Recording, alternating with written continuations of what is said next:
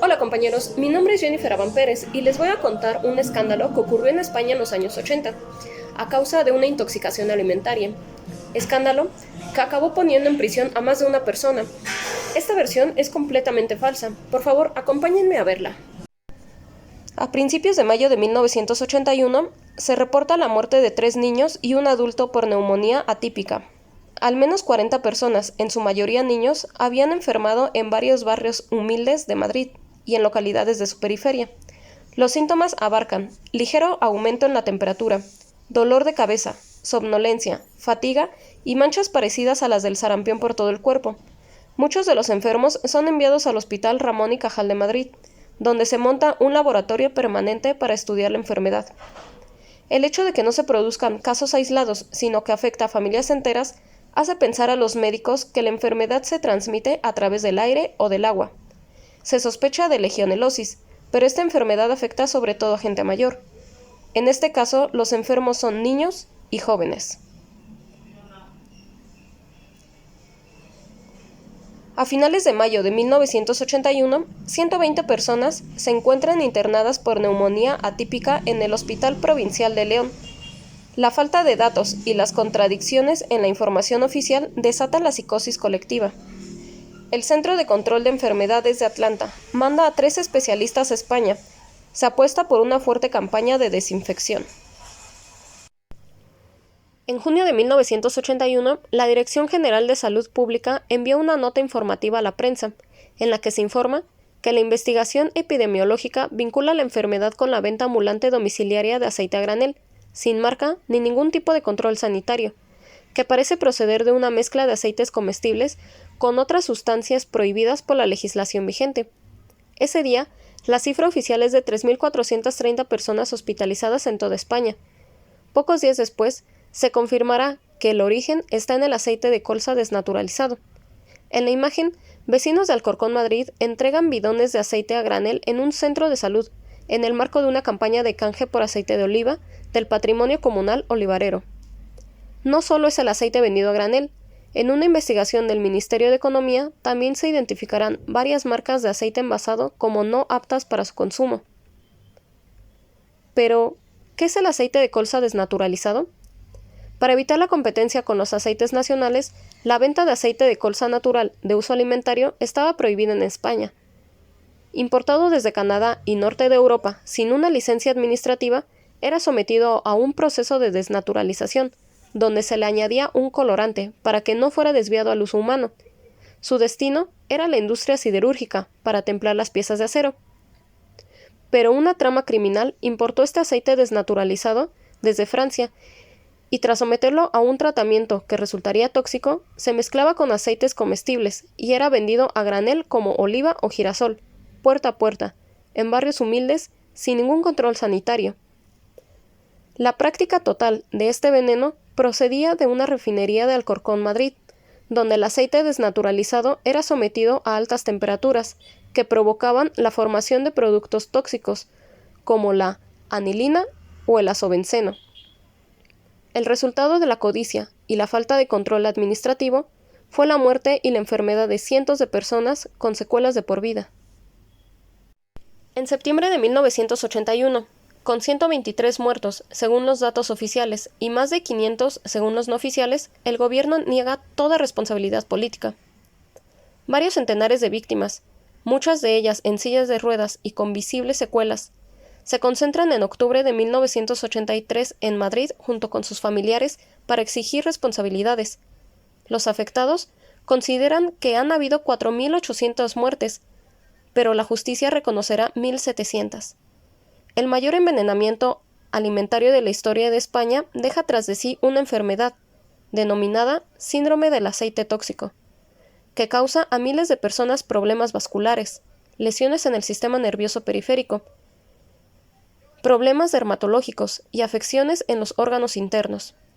El resultado es un paciente con debilidad muscular, astenia, calambres y dolores musculares y articulares, sin contar con traumáticas secuelas psicológicas. El industrial Juan Miguel Calvo había importado 600.000 kilos de aceite de colza desnaturalizado desde Francia.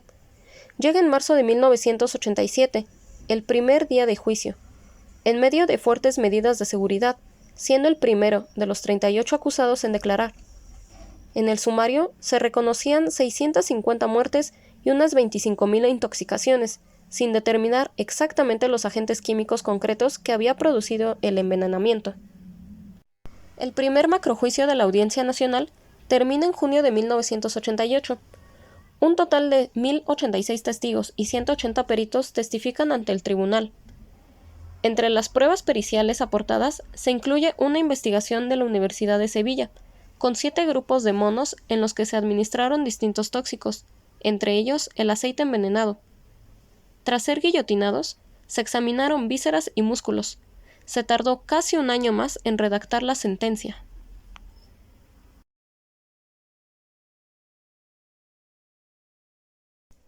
En mayo de 1989 se da a conocer la sentencia, que resulta ser un duro golpe para los afectados. El tribunal estimó que ninguno de los acusados había cometido delito de homicidio, sino varios delitos contra la salud. 13 de los 38 aceiteros acusados fueron condenados por delito contra la salud pública. Las sentencias apenas oscilaban entre los 6 meses de arresto y los 20 años de prisión. Solo 2 condenados ingresarían en prisión. El tribunal fijó indemnizaciones para las víctimas, pero los empresarios condenados se declararon insolventes, alegando que no podían pagar. Oficialmente, 330 personas habían muerto por el síndrome de aceite tóxico. Tras conocerse la sentencia de mayo de 1989, el autobús que transportaba a los acusados fue apedreado. La segunda sala de Tribunal Supremo inicia en febrero de 1992. Tuvo asistencia de casi 2.000 afectados que han viajado en autobús desde toda España. Algunos de ellos con visibles secuelas físicas, ocupan escaleras y pasillos. En abril de 1992, el Supremo amplía las condenas y eleva las penas de algunos de los aceiteros hasta 80 años de prisión. Pero como los condenados no tienen el dinero para afrontar el pago de las indemnizaciones, los abogados de las víctimas exigen responsabilidad a la Administración por supuestas negligencias de sus funcionarios. En octubre de 1995 se inicia el denominado Juicio de los Altos Cargos, que concluye en febrero del año siguiente, con la condena de un funcionario al que luego se le añade otro, que obliga al Estado a hacerse cargo de las indemnizaciones. Afectados por la colza, en octubre de 1997, ante el Tribunal Supremo, donde la Sala Segunda dictaba la última sentencia de esta catástrofe nacional, el fallo ordenaba el pago total de las indemnizaciones de la sentencia de la Audiencia Nacional de 1989 y extendía el derecho a cobrar a todos los afectados, aunque no hubieran estado representados en el juicio. Pero, sobre todo, declaraba al Estado responsable civil subsidiario del 100% de las indemnizaciones. En diciembre del 2005, la Audiencia Nacional consideraba concluido el caso del síndrome tóxico. Hasta entonces, se habían tramitado 18.515 solicitudes y pagado 2.131 millones de euros, la mayor parte a los herederos de los fallecidos y afectados con gran invalidez, con una media de 122.000 euros. Las familias, cuyos parientes fallecieron antes de la sentencia de la Audiencia Nacional de 1996, cobraron menos que los fallecidos después. El dinero tardó entre 5 y 7 años en llegar a los perjudicados.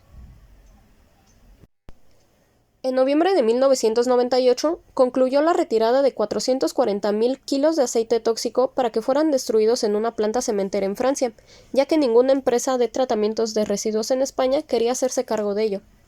La Audiencia Nacional ordenó su retirada en 1985.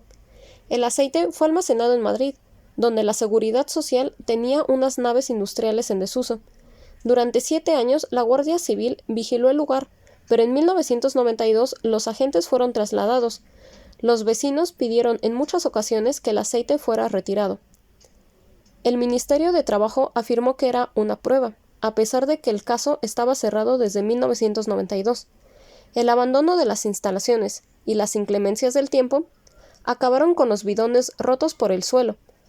Las labores de descontaminación acabaron costando 25.8 millones de euros a la Consejería de Medio Ambiente de la Comunidad de Madrid.